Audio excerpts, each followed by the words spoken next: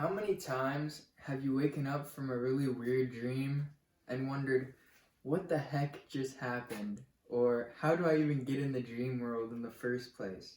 Well, I've been there a couple times. About a year ago, I went through a phase where I would have weird dreams and then I would want to research why it happened. So I realized that dreaming is a complex process where our subconscious mind takes over our thoughts while our bodies are shut down. There's a scientific cycle on how we dream, but there are a number of different theories on why we dream.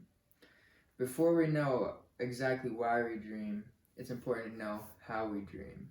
So, according to a YouTube video from Khan Academy titled Sleep Stages and the Circadian Rhythm, there are 4 main stages of sleep, 3 of which happen before we dream.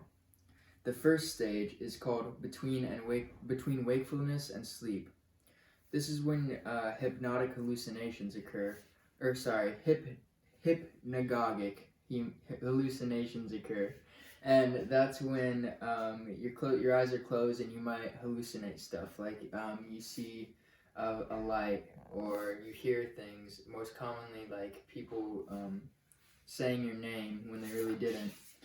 It's very easy to wake up in this stage, and you may also experience hypnotic jerks, which is when you think you're sleeping but you feel like you're falling or something and you jerk out of the sleep. The second stage is a slightly deeper stage of sleep. This is where sleep spindles form in your brain and you can sleep through louder noises. The third stage is the slow wave sleep. Delta waves are produced during this stage, and this is a stage where you sleepwalk or sleep talk.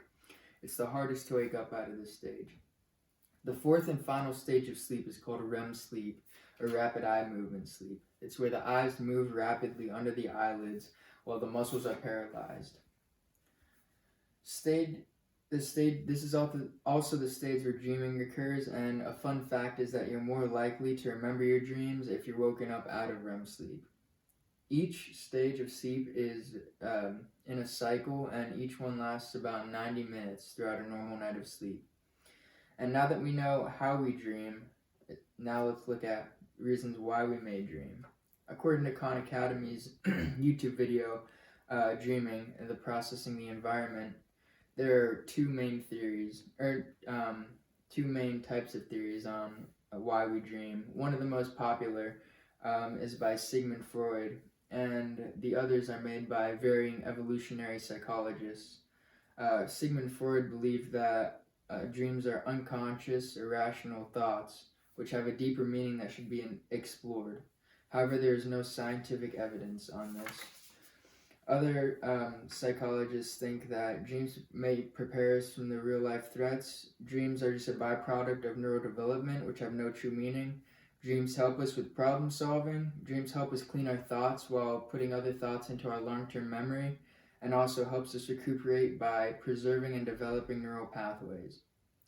There is no scientific evidence on any of these theories, but there have been many tests to see which one is actually correct. So now that we know there's 4 cycles of sleep, and it's hard to pinpoint exactly why they happen.